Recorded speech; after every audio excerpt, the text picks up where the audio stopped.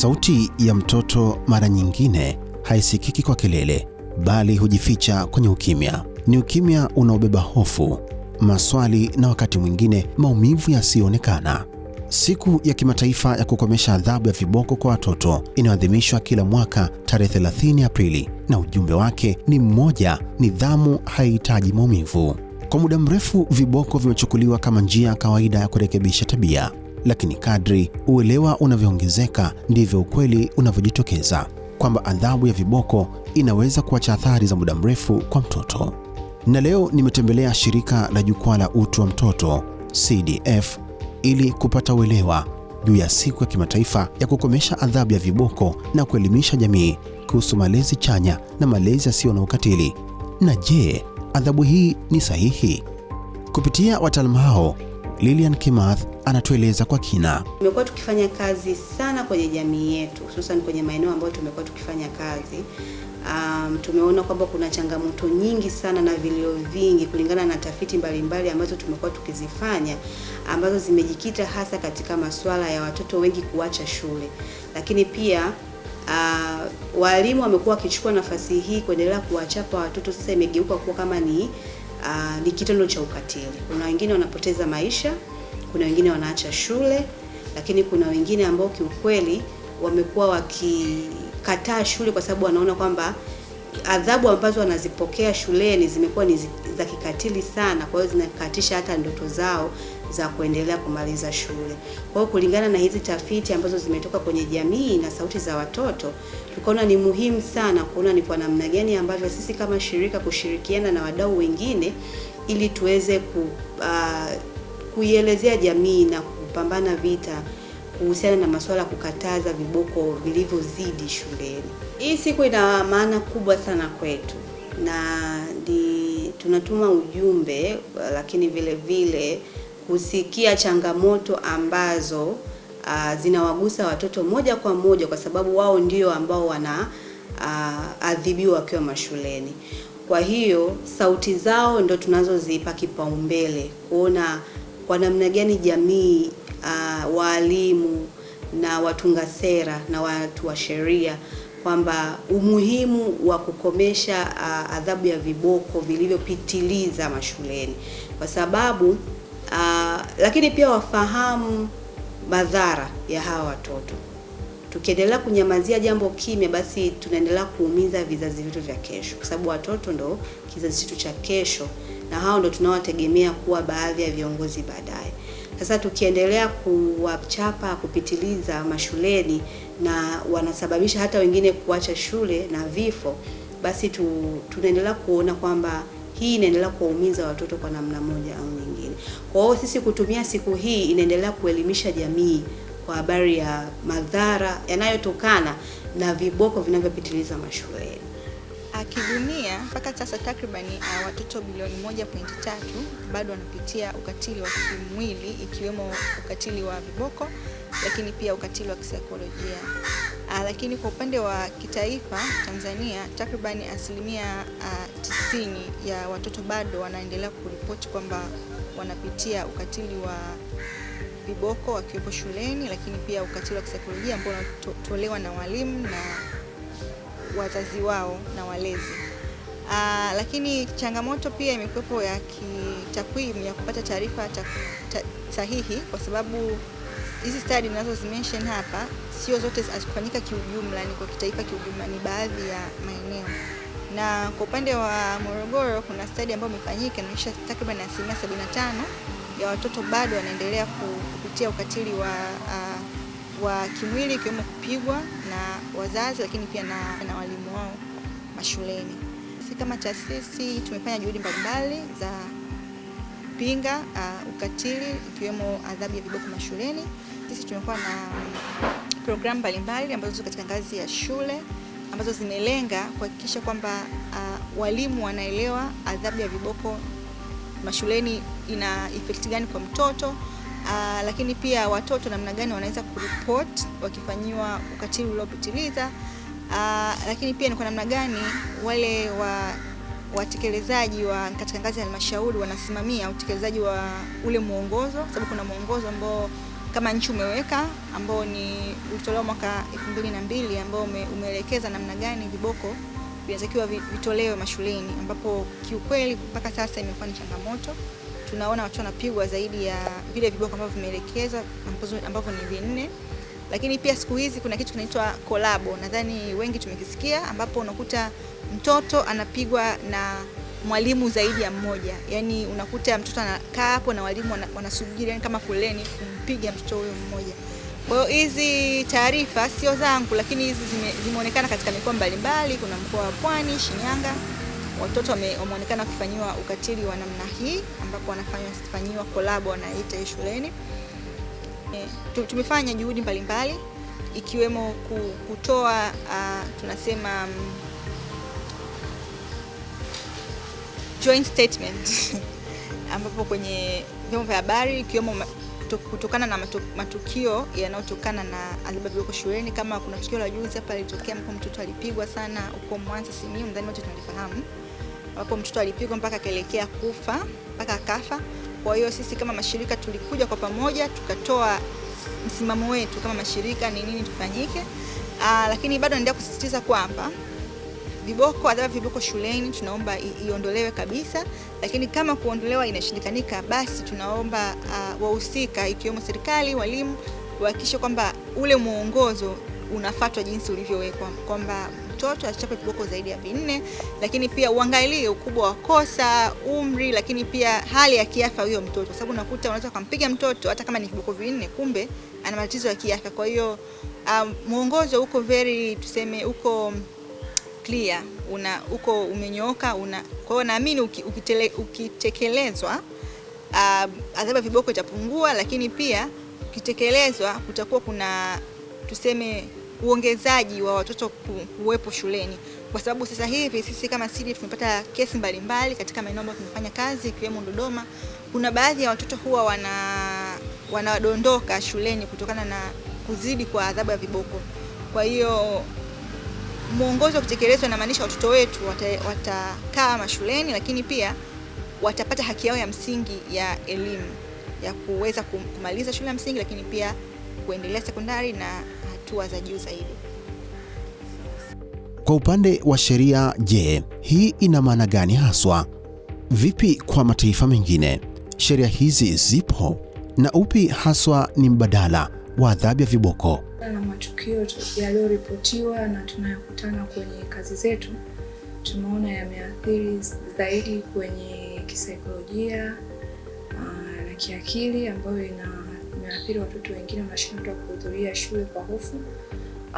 Mengine ni yale ambayo yalikuwa yamekiuka zaidi, ambapo imeleta vifo vya wanafunzi. Kwa hiyo tumeona hata kwenye vyombo vyote vya habari ikiwa ilipotiwa, na wengine imepeleka zaidi kuleta ulemavu kwa mtoto. Kwa hivyo vyote tumeona athari zake. Tujiki kwenye kumwendeleza mtoto, iwe labda adhabu za za kazi, hata labda akalime kidogo, au za kujifunza, au unaweza ukampa tebo za kuchechemua zaidi akili kuliko zile za kumuumiza kimwili, na nyingine unajua zinaonekana kama unamdhalilisha mtoto kiutu.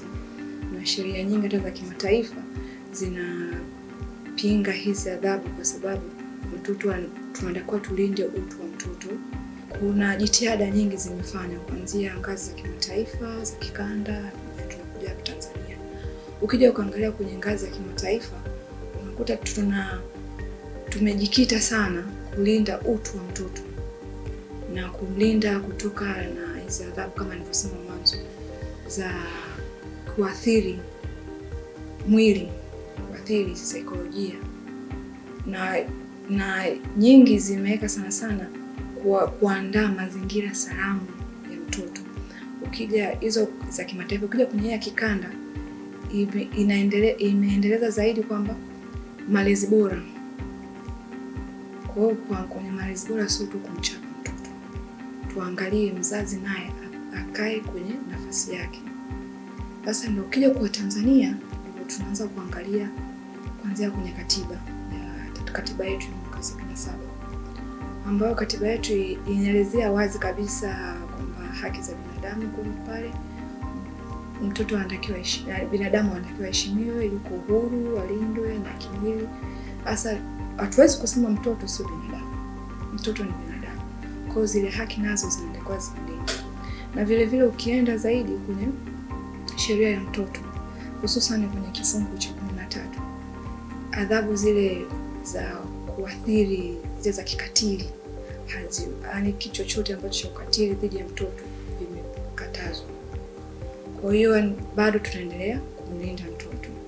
Na vile vile tuna waraka ule wa elimu kwenye adhabu za mashuleni namba 24, ambao vile vile limetoa mwongozo kwamba mwalimu mkuu tu anatakiwa awe ameruhusiwa kuchapa na viboko visizidi 4, na hivyo viboko viangalie, vijikite kuangalia umri wa mtoto ambaye anachapwa, jinsi yake na uzito wa kosa, lakini visizidi viboko 4. Na vile vile kwa sababu amepewa mwalimu mkuu, kuna muda na imeruhusu mwalimu mkuu anza akasimika kwa mwalimu mwingine, lakini iwe kwa maandishi. Na vile vile ikaenda mbali zaidi kwamba kuwe na kama register au kijitabu cha kurekodi jina la mwanafunzi, alifanya kosa gani na viboko vingapi na mwalimu gani alimwadhibu. Na vile vile mwalimu mkuu anatakiwa saini. Hizi ukiweka hizi rekodi inaweza ikasaidia kufuatilia nyendo za mtoto kwa nini anachapwa nini. Lakini vile vile kuna kitu kingine nacho kilichoongelea kwamba kama mtoto wa mzazi akikataa hizo adhabu anaweza akafukuzwa shule. Lakini nacho kipengele kwangu naona kina utata, kwa sababu ukiangalia kama sasa hivi CDF tunapinga ndoa za utotoni, na watu wengi ambao wanapata hizo shida ni wale ambao wako nje ya mtaala. Sasa tukisema mtoto atolewe tena fukuzwe, hatumponi, hatumsaidii, tunaenda kumweka tena kwenye mazingira hatarishi. Unaona? Kwa hiyo tunaendelea, lakini vivyo kuna malengo haya ya endelevu na ya mwaka ambao ya 2030 ambayo nao sana sana lengo la 4A na 16 nalo linazingatia mazingira salama shuleni na nayo kusitisha viboko kwa 2030. Nao Tanzania nayo ilisaini. Kwa sasa ndo tunaangalia utaratibu, lakini kwa sasa hivi sheria zetu bado zinaruhusu viboko. Kwa hiyo sasa tuangalie, je, kuchapa kwa kiasi gani? Unajua muda mwingine mwalimu anaanza tu akachapa, hajui kwa nini mtoto amefanya kosa. Kwa hiyo labda sasa tuangalie, tujiulize, kuchapa ni sahihi? Kwa sababu unaweza ukamuuliza mtoto ukajua kosa, kwa nini amefanya hilo kosa. Ukute kosa ni kuanzia nyumbani. Labda nyumbani maisha ni duni, hawezi kuondoka mpaka afanye usafi. Ameamka saa ngapi? Umbali tumeangalia saa, utovu wa nidhamu, amechelewa. Huyu amechelewa leo, amechelewa kesho. Kwa nini amechelewa? Kwa hiyo unaweza ukamwadhibu mtoto lakini hujui tatizo, kwa nini amechelewa au kwa nini yuko hivi. Sasa hapo ndo tunaita rai, labda tuwe na mahusiano mazuri, wazazi, walimu, tuangalie tunaandaa mazingira salama vipi ya mtoto. Kwa sababu kuna wengine wanakuambia mimi siwezi kwenda shule na chapa. Lakini ukija kuangalia nasema unachapa, unanionea, kwa sababu sio mimi nisababisha hilo kosa. Unaona? Kwa sasa tuna mvutano, lakini bado tunarudi pale pale. Kuchapa ni sahihi. Unajua mwingine unamchapa anakuwa sugu. Wengine tumesoma nao, unaona kichapa hata kichapa wali tena. Si nitachapa tu. Leo nikichelewa hata kesho nitachapa, fumbo zangu ni fumbo mbili, isaidii kitu. Tunamsaidiaje? Kwa mwisho wa siku tabii tuende kwenye chanzo. Kwa nini amefanya hivyo? Kwa sababu kuna vile vijitabia vinajirudia. Kwa nini kimerudi? Sasa tuangalie, sawa, tuna miongozo, tuna sheria, lakini sasa utekelezaji wake kwenye. Sawa, tunaangalia kwenye kuchapa tu, tunaumiza mwili, lakini kisaikolojia tunafanyaje? Wataalamu hawa wanasisitiza kuwa kubadilisha mtazamo wa jamii ni hatua muhimu katika kulinda haki na ustawi wa mtoto. Katika kuangalia hali halisi, tulifika shule ya msingi Msasani B jijini Dar es Salaam. Hapa tulizungumza na mwalimu mkuu pamoja na wanafunzi ili kusikia moja kwa moja mtazamo wao kuhusu nidhamu na matumizi ya viboko shuleni. Viboko kimsingi ina athari hasi kwa wanafunzi. Kwa mfano, wakati mwingine adhabu za viboko zinatengeneza hofu miongoni mwa wanafunzi kiasi kwamba wanashindwa kuelewa vizuri darasani. Kwa hiyo viboko kama viboko, sawa, tunao sheria, kanuni na taratibu ambazo tumepewa kama mwongozo kwa ajili ya kutumika viboko, lakini viboko ambavyo vya kupitiliza huwa vina athari mbaya sana kwa wanafunzi kama nilivyozungumza hivi, lakini vile kisaikolojia, hata kisaikolojia na wanafunzi pia wanaathirika na vitu vya namna hiyo. Uelewa huo hupo, na kimsingi tuna vitu vikuu viwili. Kwanza tuna ule waraka wa elimu namba 24 wa mwaka 2002 ambao unahusiana na adhabu ya viboko na utaratibu wa kutoa adhabu, utaratibu wa wazi ambao unaeleweka na haupeleka tu kwa walimu, lakini mpaka kwa wazazi kupitia ile ushirikiano kati ya wazazi na walimu ambao huwa tunafanya mara kwa mara kila baada ya miezi miwili au wakati mwingine mwezi mmoja, kutokana na chochote ambacho kimetokeza katikati hapo, huwa anafanya vile vikao. Kwa hiyo huo utaratibu wanafahamu, lakini nyenzo pia ambayo tunaitumia ni ile ambayo ya sheria za shule ambazo zimeainisha kosa la mtoto na adhabu ambayo anatakiwa apewe. Kwa sababu adhabu sio lazima iwe viboko tu.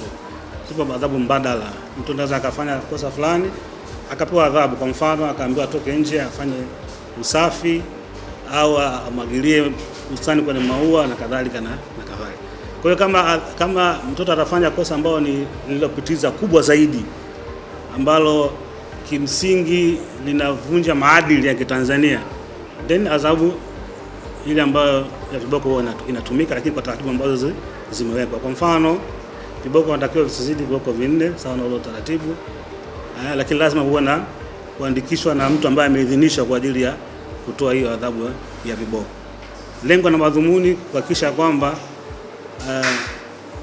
adhabu ya viboko haiathiri taratibu nzima za mtoto kujifunza akiwa katika maeneo ya shule, lakini kutengeza uhusiano mwema kati ya mwalimu na mwanafunzi katika tendo zima la kujifunza.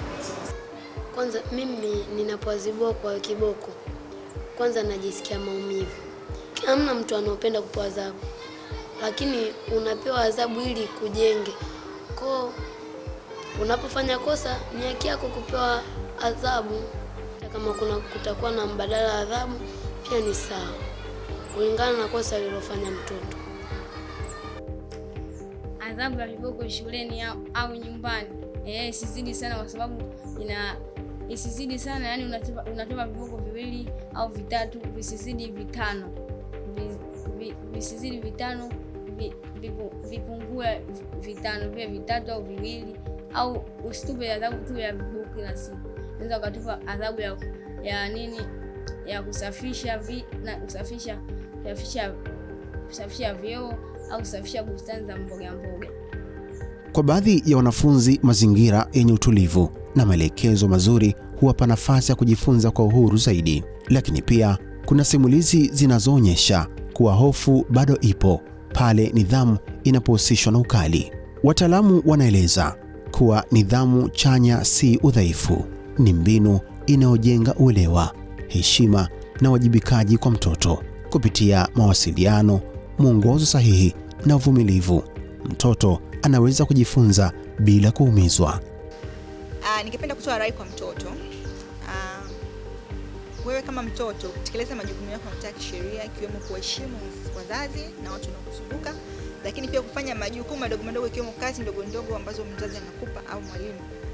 Hakuna namna ya mwalimu au mzazi anaweza akaja kukuchapa, kwa sababu tunaamini mtu mpaka anaamua kukuchapa kuna namna moja au nyingine amekuwa amehamasishwa akuchape, kuna sababu nyuma ya mtu kuchapa. Kwa hiyo kama mtoto akitekeleza majukumu yake yanayompasa Lakini pia kama mzazi pia na yeye akifanya majukumu yake, tunaamini kwamba adhabu hii ya viboko mashuleni itatokomeka kabisa na kuondoka.